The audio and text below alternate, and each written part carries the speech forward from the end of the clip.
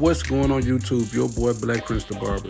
Before I start this tutorial, man, I just want to tell you guys, I think I found the quality of my videos. I've been going from 4K to, 1080p.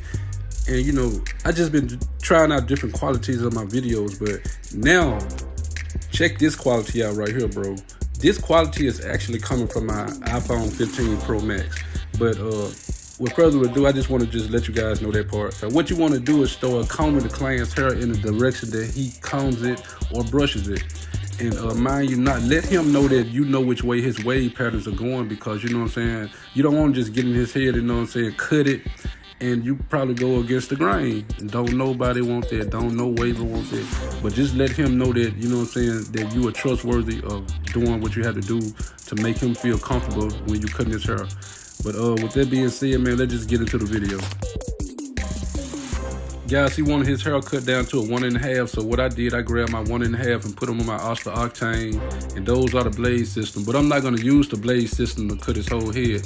I just want to use the 1.5 just to take his hair down to that length that he's looking for.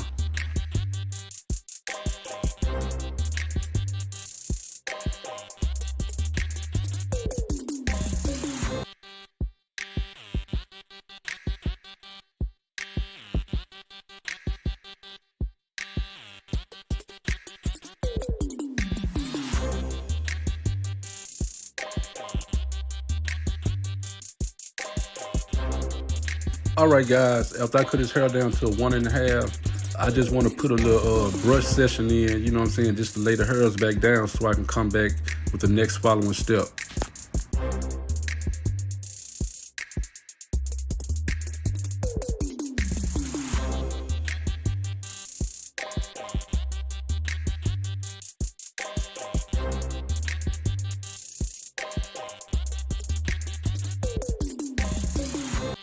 Then I fall back. Now I'm about to put my first initial guideline in with my cocoa trimmers. I usually put the first initial guideline in the opposite way, but I feel that this way is very easy. So after I do that, I'm gonna follow with the next step. So stick around, because you know what I'm saying, at the end of this haircut, man, this haircut is gonna be smoke. Depending on my quality too, man, I'm gonna keep this quality going. So stick around.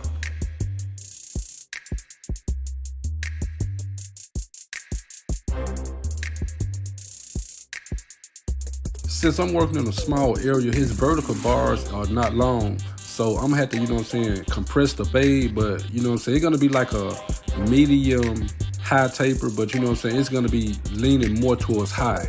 So I just wanna let you guys know, always, you know what I'm saying, start your second initial guideline with the blades open. And remember to always take your time, go back and forth, and you know what I'm saying, make sure the work is there before you presumably go to the next step, because you know what I'm saying, you don't really want to have to do too much detail within detail. Then I'm gonna fall back with my number 1 open. The only thing I'm doing right now is just actually feathering up, because you know what I'm saying, I just want to just make sure everything's gonna fall in place when I start my blended down technique.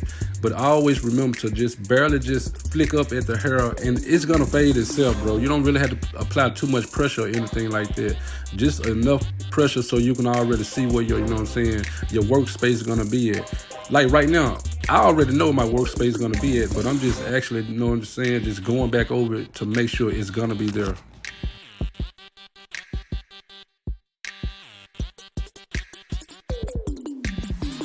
Alright guys, I have my number 2 on. I'm not really just taking off anything. I'm just, you know what I'm saying, just knocking down just a little buck, because I'm gonna start my fade down technique in just a minute. But I just want to knock enough down so I can know, I already know where I'm gonna start, you know what I'm saying, my fading down technique.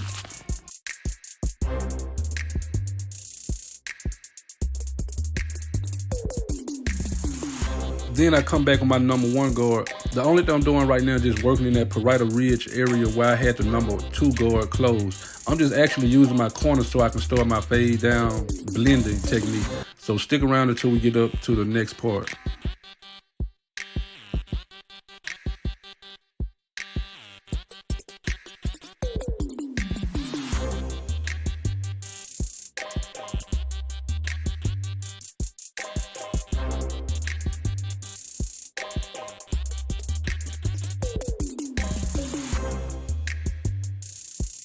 Still have my number one guard on, but only closed. The only thing I'm doing right now is just feathering at that one guard open with the one closed so I can come back with the next following step.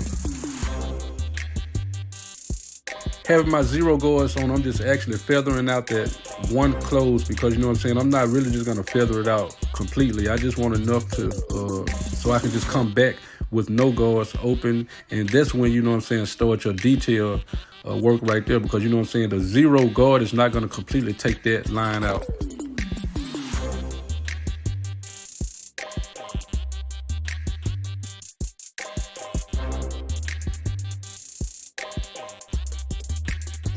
Now, guys, I can't exactly tell you how I do it, but you know what I'm saying, it's better if you watch, but I just want to say it like this. I always start knocking out dark areas because, you know, I always start with my guard, my blades open, and I just use the corners. I mean, it's hard for me to tell you, but easy for you to see me do it.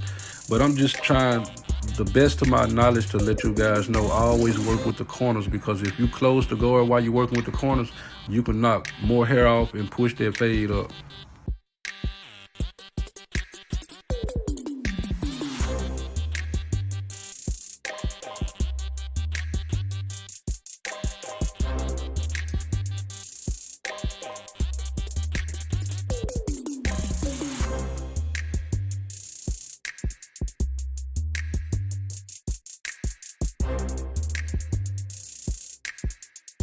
Now I come back with my number one guard closed. The only thing I'm doing right now is just actually, you know, working in detail where I had the one guard open it.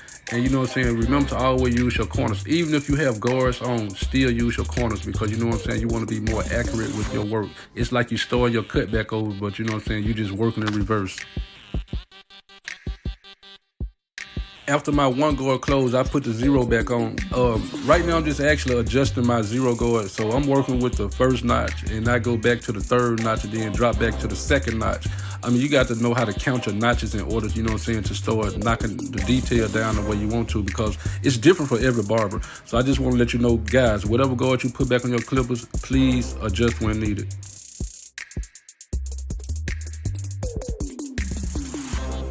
Okay, I know I cut his hair down with a 1.5 detachable blade, but I feel more comfortable smoothing it off with the guard closed on the clippers, because you know what I'm saying, can you see how that blend is taking effect, bro? If you mix your detachable blades and your plastic guards together, bro, you don't know what you can come out with. I just want you guys to take your time and just look how that one side already turned out. So let's get it. All right, guys, this side is the same exact way as I did the other side. You're gonna follow the same steps, but I want to take time out and just ask you guys to comment down below to let me know how you like this quality, because I've been following it up with different type of quality for my videos, because you know what I'm saying, I'm just trying to get that crisp quality.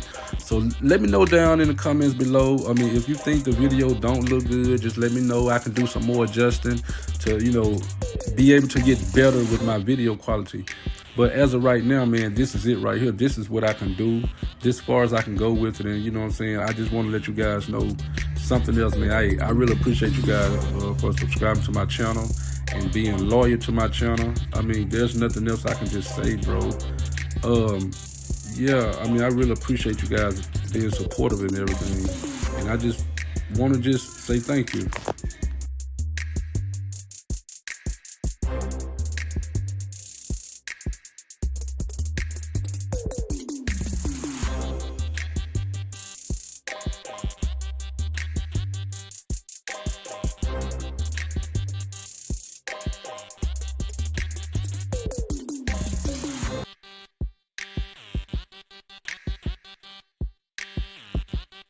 There's nothing much I can say about the hairline or the edge up. Only thing I can say is just be careful and be precise about what you're doing, man, because whatever you do to one side, you want to do it to the other side, and you know, just keep everything going. So remember to always match up your edge up.